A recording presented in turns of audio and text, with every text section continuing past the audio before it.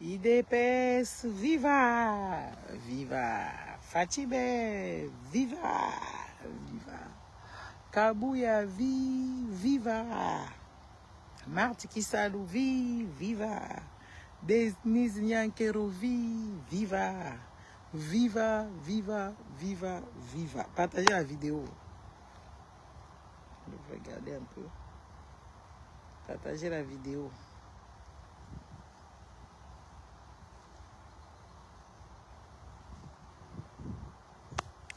Donc, bonjour, Toko Bandara, bongo. IDPS viva. Papa Arthur, partage la vidéo, ta pote. Monsieur Arthur. IDPS viva. Denise Nyakero viva. Marthe viva. Kabuya viva. Baluba oye. Ba mama ya baluba ya ba chrétienne oye. Ba mama ya baluba oye. Viva, viva, viva, viva. Ah. C'est cool, hein? C'est bien. Bon, moi je suis en train de prendre ma vitamine D. Je suis en train de savourer la vie. Ah oui. Je suis en train de savourer la vie, la nature. J'observe des choses, j'ai fait la récolte des plantes. J'étudie la nature, les bienfaits de la nature. Bon, on ne va pas s'attarder sur ça. Le torchon est en train de brûler chez l'IDPS là-bas. Mais ce qui est quand même dommage dans cette histoire, on s'en prend toujours aux gens, aux faibles. Je dirais ça comme ça. Mais les grands problèmes du Congo, de l'IDPS, la jeunesse IDPS là qui n'ont pas de travail, mais c'est Tshisekedi, c'est Tshilombo. C'est la famille Tshisekedi, c'est ça le problème. Kabuya, ce n'est qu'un envoyé. Kabuya, ce n'est qu'un envoyé. Kabuya, c'est Tshilombo qui l'envoie de faire ce qu'il fait. Il est juste mandaté. Et il a été corrompu parce que son propre chef, qui est Tshilombo, il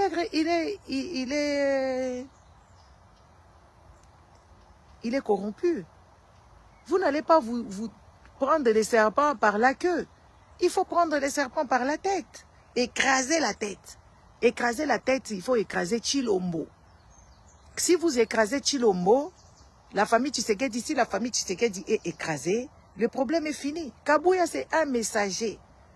Kabuya, c'est juste un mandaté. Et si Kabuya fait des choses, il le fait parce qu'on l'a envoyé. Il est envoyé. Tapotez les lives. Et quand je vois les gens en train de le maudire, les mamans, bah maman balouba, en tout cas bah maman yo, bah maman moko penda boulou yeke. Je ne sais pas si vous avez vu la vidéo. En tout cas bah maman balouba bazakamaye l'été. Et tout cas kolobake IDPS eza IDPS balouba mususu basiliki. Tozolo baluba nyoso tout mais la majorité ya baluba baza malamu te.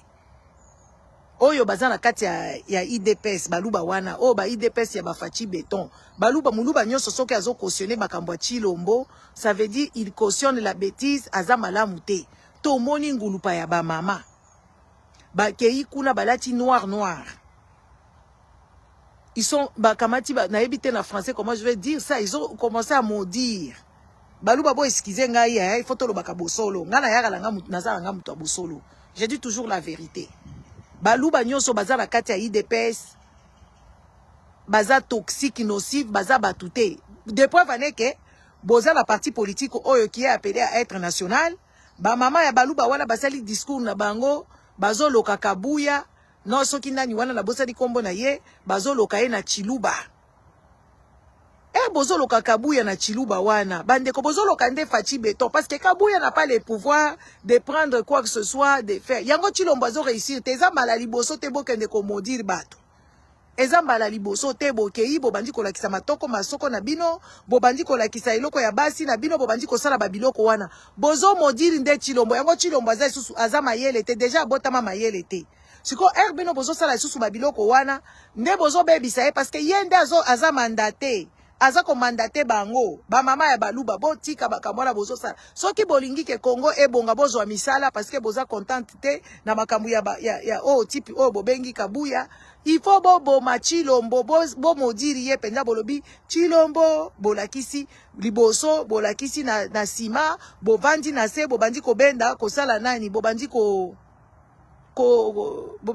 sieta bo siete la kande Chilombo nde mukolo masolo bo siete la kande Chilombo Kabuya n'a rien à voir mais si comme ba sieta la bino wana bosali sieta ma wana bosali ba mama ya baluba sieta ma o bosali wana ekokanga Kabuya te Kabuya ekokanga ete me kokanga Chilombo parce que Chilombo c'est lui qui a mandaté.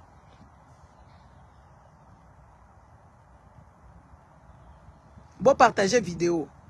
Qui a mandaté Chilombo et a mandaté Kabuya eza Chilombo. Donc au sieta wana bozo sieta bozo bebisande Chilombo. Bozo bebisande pouvoir ya Chilombo. Parce que Kabuya eza kaka une pièce rajoutée. Kabuya c'est Chilombo qui l'a mis là, c'est Chilombo qui est son patron. Donc eza neti yo ok musala patron na yo yo comme koluka ba collègue na yo ba problème. O ba tchena kati ya hiérarchie na bino. Non. Chilombo nde problème e bozo sieta wana bozo sieta lande Chilombo pouvoir na ye ko sala eloko te et ko marcher te Kabuya na minito les gens de l'IDPS vous devez comprendre une chose na minito Kabuya tonga bandaku na ye na minito Kabuya za na mbongo ebele na compte oyo ba député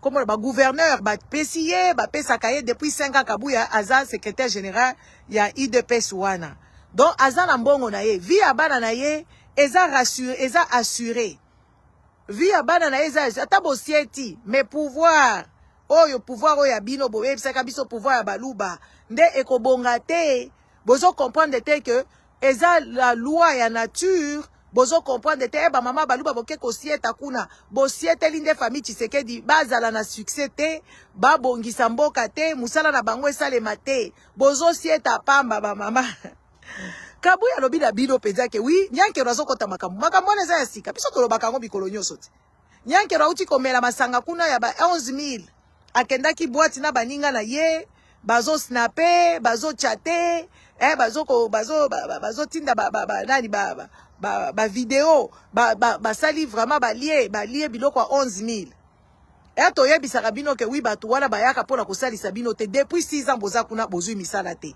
Oh, soki oyo tipo bakotiaka pe boloko. Munyere akotaka boloko. Azalaka ndenge wana gili wana azaka ka pauvre. Bato a permanence o basalaka matinée soki IDPS matinée. Bao ba sous le baoba ya sous le bois ya limité. Bazaka ka ba pauvre. Donc bozoke de kaka ko sa pauvre parce que boza bazoba. Ba mama o bokendaki kuna kosieta boza ba mama ya ba bololé. Et puis de preuve que boza ba chrétien. Bomoni siko place buzo ba labino e bandi. En plus de ça, boza batu ya nzambe banganga nzambe bokoza la ba chantre na kati ya ba église ba mukuna, boza ba chantre na kati ya ba église ya ba walesa, boza batu ya Dieu ceux qui nani oyo voici l'homme. Bino nde bokenda kotondisa ba église wana entre temps boye lisusu kosieta. Botala niveau to yebisaka bino ke oui, bato mito esalaka malamu te. Botala niveau siko to yebisaka ke oui, bato yo baza batu te. Bozo ndima te. Eza na scoop moko na lansaki wana na lobi na bino ke oui, pasteur moko ya pauvre abelaka mutema. Chilombo si a corrompre ya apesi ye jeep, apesi ye na mbongo ebele akende kofungola l'église atika ko dénoncer. Toko yela ye akamati pe alekeli batu. Papa, oko se reconnaître to pesi yo bambote. Papa o Chilombo papa moko boya salaka ba live mingi a dénoncaka Chilombo, a dénoncaka pouvoir depuis Joseph Kabila. Ba sombi ye. Na minito a déserté ndaku na ye, muto basalaka ne ba vidéo apesi ye lokote, azui jeep na ye, azui bambongo na ye, akomi mvandu na ye biteso ba pesi ye combien. Il vit tellement dans la précarité le monsieur, donc bongo ba pesi ye et pesi ye trouble na mutu, abosani même na ba compagnon na ye ya tout le jour. N'est-ce pas? Wa les dossiers otokozongela ngo bien soki kaka. Yoku toya awa na potote na Suisse pe okokoma te. Je m'abstiens d'abord de dire ton nom, mais il y aura vraiment tokoya koloba na yo.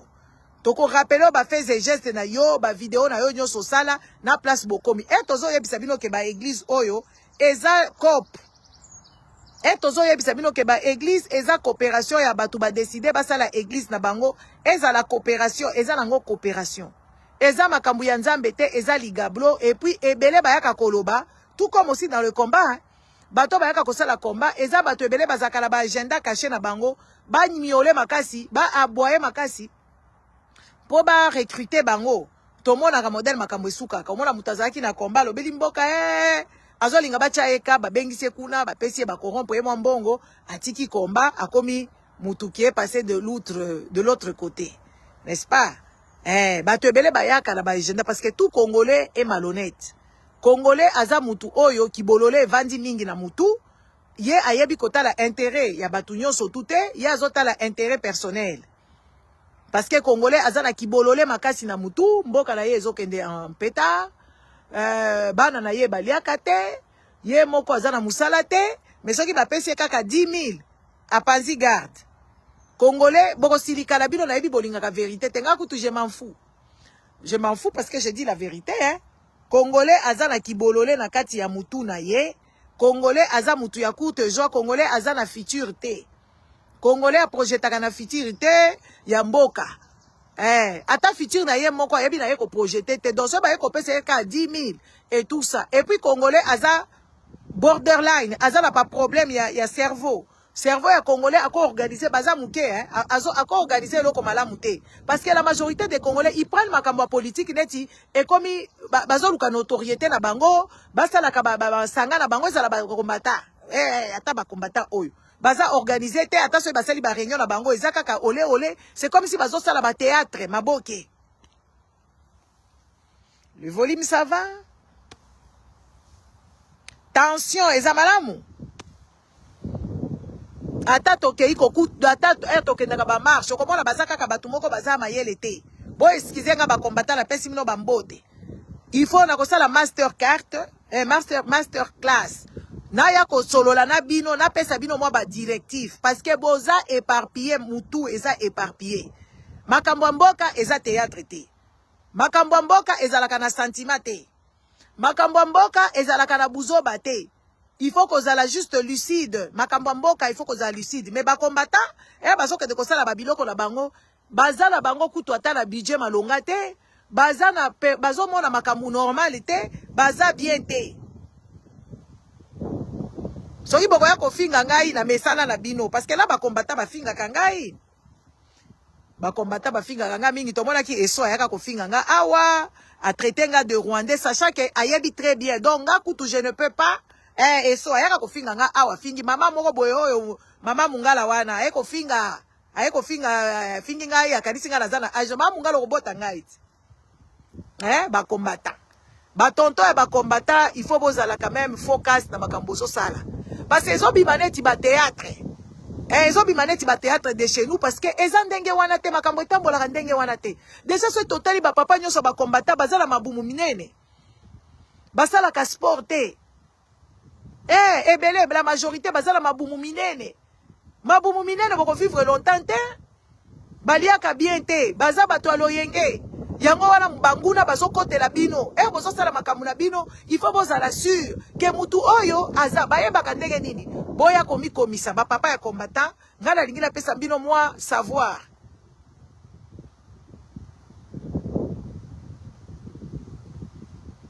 nalobi la majorité soki majorité papa ça veut dire il y a une exception qui existe soki oza touché etali yo et puis baza na ba légèreté ba blague moko boye balingi kosimba batu na banzoto ba biloko moko boye oyo ezosala ke oui combat na bino ezozala faible batu oyo bazala mutu na bango esalaka o bamonaka le mal vers le loin bamonaka le mal venir bakolinga te kozala na bino par exemple napesa bino tokendaki na le 30 juin awa toke le 30 juin po biso toke na biso côté ya ba pauvre congolais bazoko souffrir toke na biso na place à Luxembourg mais j'étais quand même outré. Moi et toi, on ne se connaît pas, tu n'as pas le droit de me prendre, de me toucher au corps. Je ne suis pas ton ami, je ne suis pas Tozaka Kaba frère de même combat. Nous n'avons pas cette proximité. Donc, namonaki bato kutu nazanga na bango na proximité na solo na bango pamba batika ko simbanga na nzoto te. Ezaka un exemple parmi exemple. Omoni ngai to sololi to il faut tozala na ba écart. Yango ana toyoka la combat e bo bandaka kala bolalana bosala ba makambo ebele ba dégâts. Parce que moi respect wana ya proximité ezate. Comment voulez-vous que les choses aillent bien?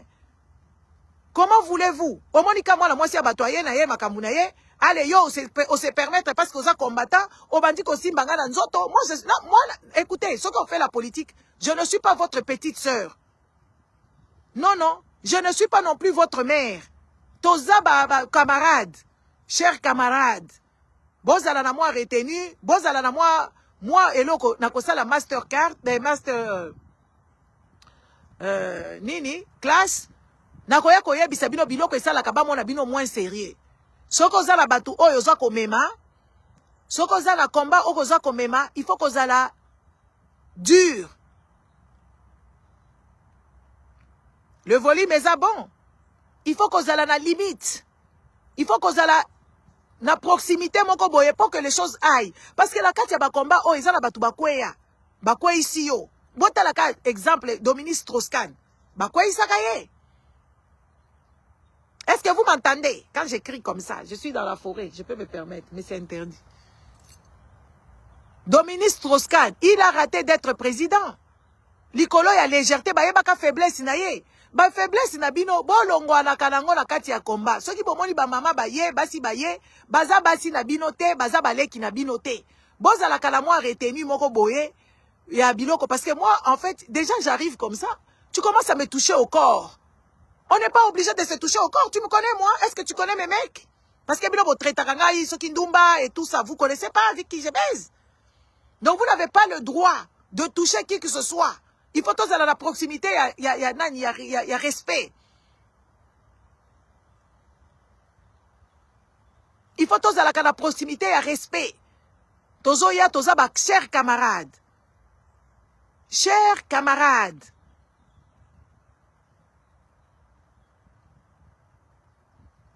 Tozaba, chers camarades, vous n'avez pas le droit de toucher. Moi, la prochaine fois, tu oses, je te claque. Je te donne une bonne tarte. Ok? Nazana posa te. Yako simba, yako salaboye. Non. C'est un manque de respect à toi-même et à l'autre. Mais, neti tokendaki, na kangika mutema pola ngana pete na bebisa makamunga na banga kate. Donc la prochaine fois, n'osez pas faire ça. La personne se reconnaîtra. Parce que moi, je collabore avec des gens, oh, jamais ils ont eu des histoires déplacées à mon égard. On reste professionnel, on reste patriote, on reste tout ça là. Donc, papa et combat, ngala kosala, masterclass. Toi, kopé sabino mibeko, parce que au moins, il va décolangaï nazo yebisa bino. Tipo, babenga kaye Martin Luther King, le pasteur. Il avait libido moko makasi. Azalaki na libido moko kosakanate. Azalaki kola la basi makasi, mais bato yo bazaki ko protéger. Pas zoko ke de libanda. Balobi eza combat. Na combat, il faut qu'on protège intérêt. Il a la voix qui porte, ma protéger. Makamone bimate. Donc, ce qu'on dit que ça, makamone bouzoba, va faire ça ailleurs. Et puis, ce qu'on osa appelé, tu te sens que oui, tu as l'aura, tu as le pouvoir de parler aux gens. Arrête tes petits, péchés mignons, wana. Si tout va péché mignon, ya basi. Si tout va péché mignon, ya proximité. Il faut qu'on la dure. Bon solo li makambo, il faut bon solo là. Il faut se faire grandir. Il faut qu'on loue activité. Pour osala, comment j'appellerais ça? Pour osala épargner la idée malsaine. Parce que divertissement, y a Congolais, c'est le sexe seulement, hein, et la boisson. Orokuta bango, yozo sala kombo kenda nganda ko sala nini. Ata ba feti wana, il faut te priver, il y a autre chose.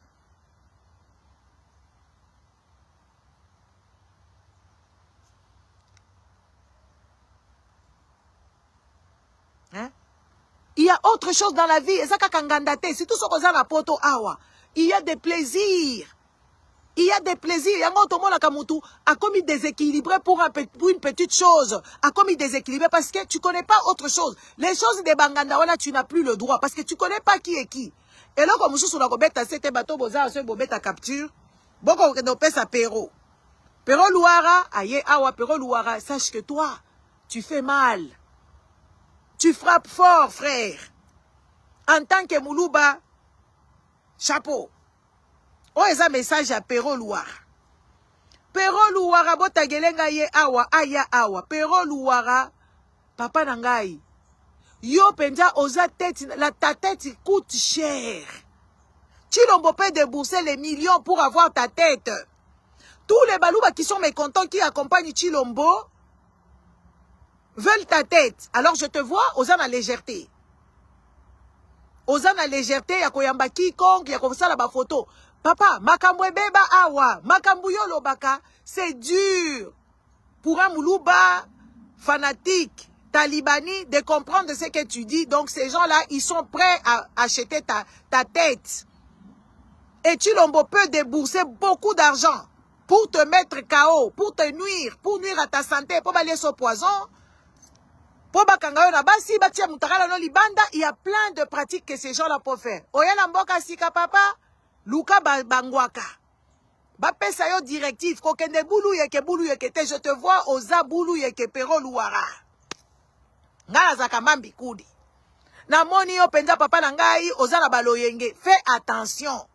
Pour un moulouba qui dit, oh, tout ce que les gens pensent bas, parce qu'il y a les balouba qui le pensent tout bas. Ils ne peuvent pas le dire parce que Bendele et Kokweyate papa. Pero Louara, fais attention. Fais attention avec les combattants. Parce qu'il y a les gens qui sont là pour nuire. Ils sont là en tant que les médiateurs, donc en tant que les espions. Dans le combat, il y a des espions. Dans la rue, fais attention avec les balouba tes frères. Parce qu'ils ne sont pas contents. Que tu parles comme ça, la mère reine. Maria et Wanga, ceux qui est Yanga, Nani Sakina, ils ne sont pas contents. Donc tous les balouba, tu dois t'en méfier. Parce qu'ils sont tristes que toi, que tu dénonces. Maïbisa Kiyonini.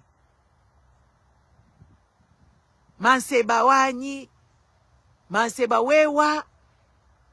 Tatumukaji. Batumukaji. Bamanseba. Baza d'accord t'es. Ils sont pas d'accord avec ce que tu dis. Avec ce que tu dénonces. Ils sont pas d'accord. Alors, frère. Ça là, attention. Fais très attention à toi. Ta tête, elle coûte, elle vaut 2 millions. Chilombo veut t'abattre. Mais il a de coins où il peut, parce qu'un moulouba devant Chilombo, ils font. Un moulouba devant Chilombo, ils font, il peut tout faire, il peut te tuer.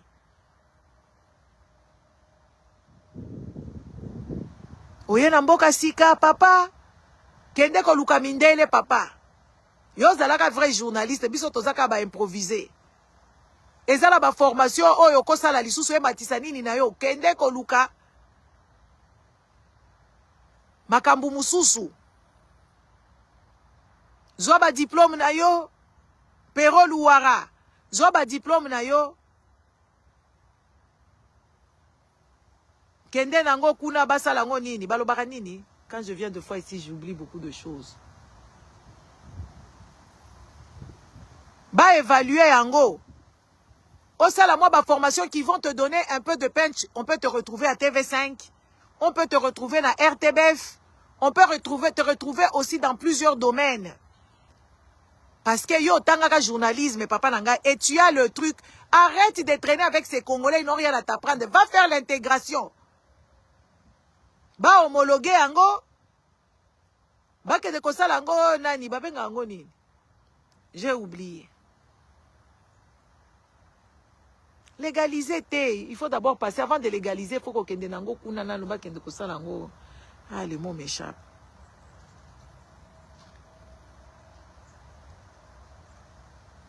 Ok, la ministère ya nini, ok kotuna ba yo ye. Ok kotuna ba assistant social, ok kotuna domaine. Toi tu ne peux pas être comme tous ces gens là qui déambulent dans les rues. Tu ne peux pas être comme ces gens là et tu ne dois pas équivalence, merci papa Rich Bill. Il faut que de faire la équivalence. Il y a un diplôme na yo et tout ça. Et tu parles bien, tu as beaucoup de choses à apporter. Mais tu ne peux pas traîner avec les gens déchus ici. C'est des gens qui vont te dire des bêtises. Et puis toi, pour te faire encore genre, comme tu as encore la tête, tu as le cerveau, si tu vis vraiment en Belgique, comme on nous a dit, tu dois vivre en Flandre.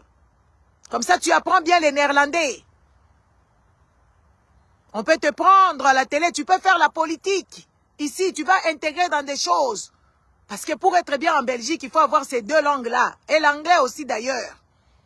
Si tu es trilingue, ça va. Français, c'est bon. Mayele, ça va.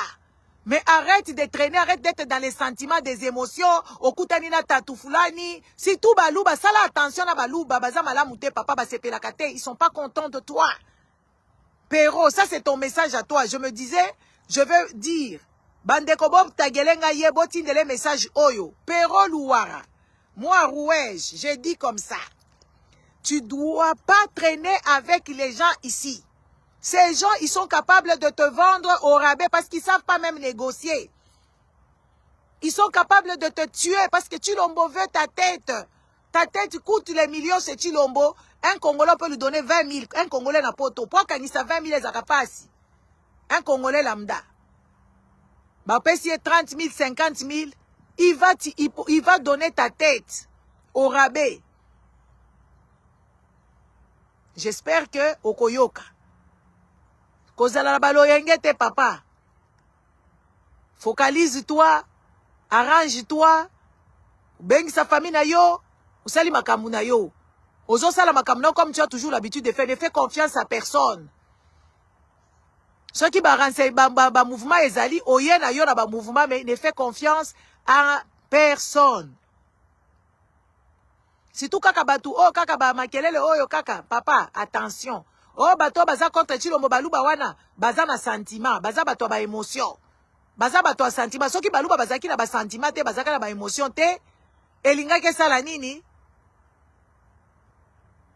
Balinga ki batika Chilombo aza la présidente, balinga ba banda ko dénoncer dès le premier jour. Ils sont même habitués dans ça. Donc toi tu n'as pas à te mettre avec eux. Oh prof, ceux qui nani, tika makambuana. Oh, ceux qui moutou moko boy, ceux qui frère moko boy de longue date, tika makambouana batu ba chanja. Pero louara. Pero. Makambo sala kawana, baluba baza content na yote. C'est vrai que c'est pas tous les baluba. Baluba baza content parce que les baluba ils pensent que oui, la famille Tshisekedi a le droit de mater, a le droit de voler, a le droit de tuer, a le droit de mettre ce pays-là en péril, a le droit même de donner les terres. L'Est de la République, tu l'as en train de le donner.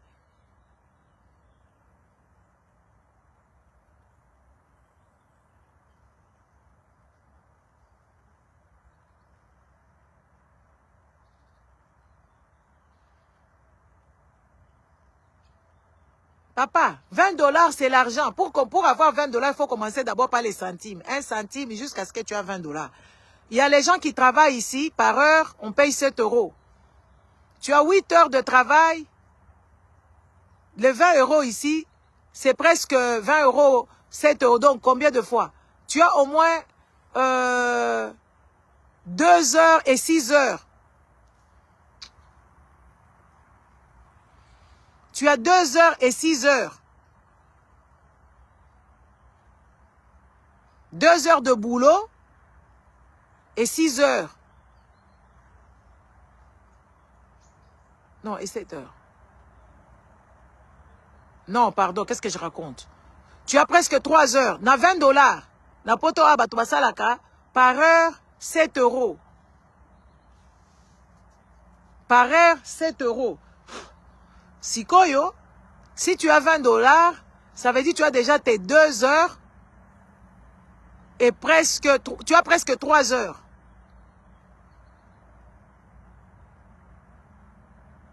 Kokangisa 20 000 papa nangai. Eza pasi. Parce que eza mbongo ya sueur de front. Batu bakendara musala. Soko calculer, tozo kana biso ba mbongo ebele, mais on a des obligations. Que vous n'avez pas, on a des obligations. On doit payer les poubelles. On doit payer notre loyer. On doit payer notre prêt hypothécaire. On doit payer des assurances. On doit payer le cantine des enfants. On doit payer les taxes de circulation. On doit payer, on doit payer, on doit payer. Alors, pour Kangi Sambongo, il faut des vacances. Biso moko il faut toquer des vacances. Biso to changer la canette. Rentrée scolaire et zoya boye. On doit habiller nos enfants. Donc au kangisa 20 000 papa nangai. Eza passe. Kokangisa 20 000 papa na poto. Eza passe. En plus de ça, totine de la cabine bambongo na Congo. On n'a pas honte de le dire, hein. C'est vrai. On n'a pas honte de le dire. Alors, pour une personne, kokangisa 20 000 dollars, 20 000 euros, eza passe, si il va payer 50 000, à côté Kayo. Surtout une personne qui n'a pas de conviction. À côté Kayo. Pero, fais attention à toi. Ba combattant, ceux qui t'okoutani, en tout cas vraiment, tous à la kanamouanda, il y a respect, ba si baka batunanzo toté. On se salue, on se respecte. On peut rigoler, c'est vrai, mais sans déconner. Parce que toi, wala ko luka ba camarade ite, toi, ko ba makamboka. Parce que bino boza la bino bato boyoka kate, boza kapé la langage na bino se ba yebisi bino bobandi ko silika. Yango la zoli ngala organiser les bino.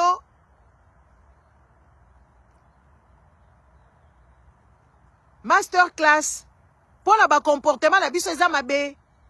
Ba comportement ba congolais za la bien te. Ba papa et ba congolais baza malamu te.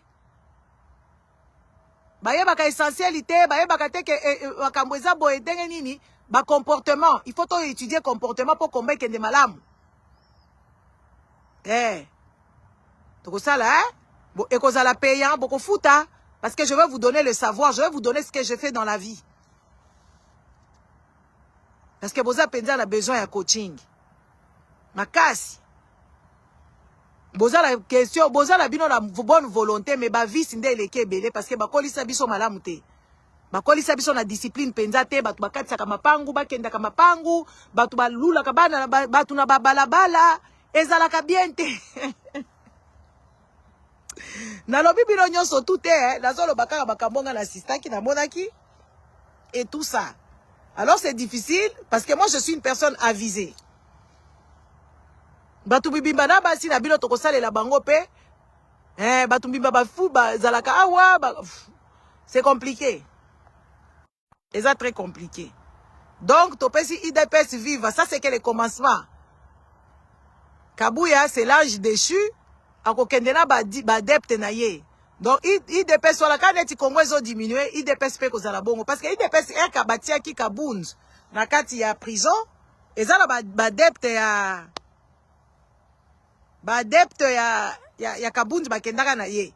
Donc IDPS wala ko diminuer ti okomona munyere pa kokendena batu na ye parce que boko zwa misala te. Bon, vie na bino ko changer te, bato IDPS, vie na bino ko changer te. Po bino botika la ko sale la Congo te, bo sale la famille Tshisekedi. Neti famille Tshisekedi a komi na pouvoir, famille Tshisekedi a komi na mbongo, ça veut dire bino boko tika la kaka lolenge ndenge wana. Donc boko bonga te, Kabuya sali na ye eloko te. Muto atindaka ye eza Chilombo. Neti Chilombo atindaka ye ba mama IDPS bokendaki koloka Kabuya, ça veut dire boloki nde Chilombo. Donc Chilombo susu azalaka mayele te, donc mayele nde kosila ye koleka. Donc le peu de hein na modèle boloki et na sima na liboso bo sieti ha na base te ke bakabo ko bonga. Bon, je vous laisse, moi je continue mes affaires. À bientôt hein. Ce qui est dit na lingi ba ko sala nga ba vidéo te nazolo bakaka congolais faut bo admettre connaissance ya batu po tala par exemple lobi na kenda ko zomona na ngai kenda ki ko na bardante kuna ba kenda ki festival. Ezala ki concert ya fali pour pate.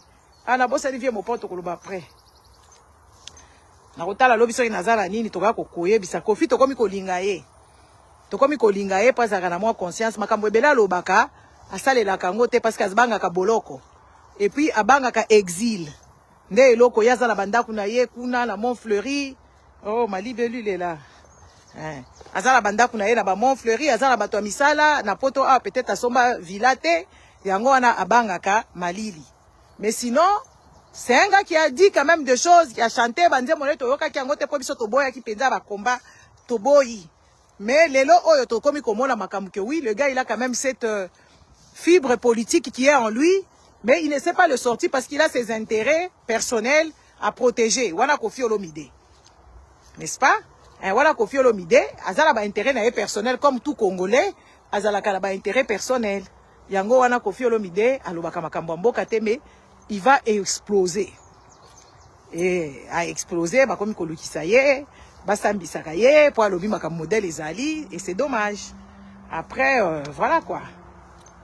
Donc, bah combattant bois kotuna makamute, na lobi nanga kaka eza vérité, ce que vous en a besoin penza que oui, bah aider bino, kotala ke boza la respectable, parce que bah tu vas respecter bino penza te, hein. Surtout la net, bah tu vas ebele bah kenda la bango elle, bah kenda koluka bah intérêt personnel, net botika la mouke, il faut poser la rigueur. Il faut poser la discipliner. Il faut poser la penza perficace na makambo bozoloba. Oui. Il faut poser la organisation. Il faut qu'on refaire makambo à zéro. Congolais, il faut qu'on refaire makambo à zéro. Tout le monde a qui bino ba combattant. Soit disant ba combattant boadera qui na ba parti politique. Boadera qui kuna parce que bozaki na espoir que oui bokozonga qui ça. C'est vrai que exil eza pasi. Mais exil oyo eza pasi, c'est vrai hein. Bokenda ki ko adhérer la ba parti politique. Ba fille ebele ba kenda na bango, to mona ka bango lisusu te, baza décourager, c'est normal. Combat et si la kate, il y a les nouvelles têtes qui arrivent, il y a les anciens. Oh ba lembi, oh yo ba komi na ba obligation, ba komi na ba na bango, ba lobby mingi, baza penza na raison na bango. Mais to mona ka bango lisusu te, ba loba sou makambu te parce que ba kenda ki kokota na ba parti politique. Parce que ba bossa na ki revendication na bango. C'est pour ça qu'il faut se ressourcer, il faut avoir une vie. Comme moi, vraiment, je me suis comment on dit ça? J'ai fait des examens et tout ça pour moi, des examens de conscience, des examens le week-end. Je ne viens pas ici et puis je ne viendrai pas beaucoup parce que sinon je vais m'épuiser. Et cette histoire, ça m'a rendu malade. Oui, oui. Moi, je suis tombée malade à cause de Makambo Congo. Hein. Donc, pour me protéger, je dois vivre ma vie. Et puis, je suis dans un pays où tu peux vivre ta vie. Neti là, je suis en train de vivre ma vie. Hein, en pleine forêt.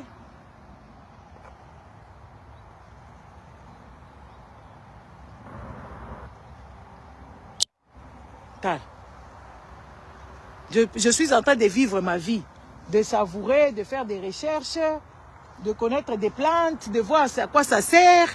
Tout ça là. Je suis en train de vivre hein, ma vie. Hein. Parce qu'il faut na yoko là-bas plante yo, à quoi ça sert? Pourquoi? C'est quoi leur utilité? Parce que beaucoup de plantes ici, elles ont des plantes, elles ont une utilité nango. Donc je suis en train d'apprendre.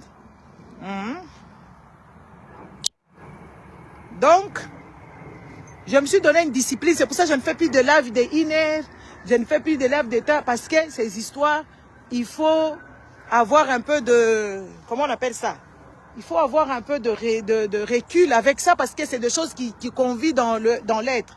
Si quoi, bah, combattant, il faut boya et pas l'angaï. Bon, c'est inscrit dans la bino masterclass. Token de la bino malé. Mais quand vous mettez la bino té, moi, et là, comment on peut réfléchir? Parce que bino bolingi bakambo banganda trop, bolingi bakambo ya babasi, donc ça bomoni moi si bozo ka ça comme basi na bino et tout ça et puis batu bayaka kuna po baluka bayaya te ba grand frère te. Batu bayaka kuna po basa la combat na bango. Donc toza ba frère te, toza ba camarade. Camarade de même combat. Ça il faut vous mettre ça dans la tête. Bomi komisa, cher combattant la komisa bino, je vais vous dire même dans la vie il y a ba couple. Modèle bosalaka combat, est-ce que moi si na yo asepelaka? Est-ce que bosolo laka na bango bien bo expliquer bana na bino eloko nini bosalaka? Tout ça eza eloko ko uta na se. Eza eloko ko uta et puis le relève doit être dans vos familles. Donc il faut qu'on manage, il faut qu'on négocie. Bino bosalaka ka combat moi ça yebi na été. Moi c'est qui para makambo na te tolobi te ka kota. Pour ça la combat malamu il faut ça accompagner. Na soko za la moi c'est balobi te ka ko kende ko bala na lobi ndenge wana te. Donc, natiki bino ba combattant, natiki bino ba frère, cher frère. Ata ba frère oyo bazan a besoin ya coaching. Ce que l'oko boiso marchete et l'oko boiso marchete, tu viens vers moi, je vais te dire comment il faut faire, mais c'est payant. Merci beaucoup et au revoir. À bientôt. Ciao, ciao. Okomelinga inbox. Rouge TV, Okomelinga na Messenger. Je vais te dire, je vais te poser des questions. Si tu es partant, Toke tosali na lakisi yo moi ba biloko ya mike parce que beaucoup de gens, il y a des gens qui sont malades dans les maisons. Il y a des gens qui ont des problèmes, il y a ceci et cela, ils ne parviennent pas à s'en sortir, ils ne parviennent même pas à savourer. Il y a un moment où batu bavandi na poto bazaka poto eza pasi. Po ba koki ko futa ba facture te. Bango ba sakanaka te, ba voyageaka te, ba tambolaka te, ba yebi même pas autour ya mboka na bango bavandaka soki makambo nini ezalaka kuna. Bango soki babimi fo kaka bakende nganda. Eza kaka nganda. C'est pas normal. Bon. Natiki bino sikoyo. Au revoir.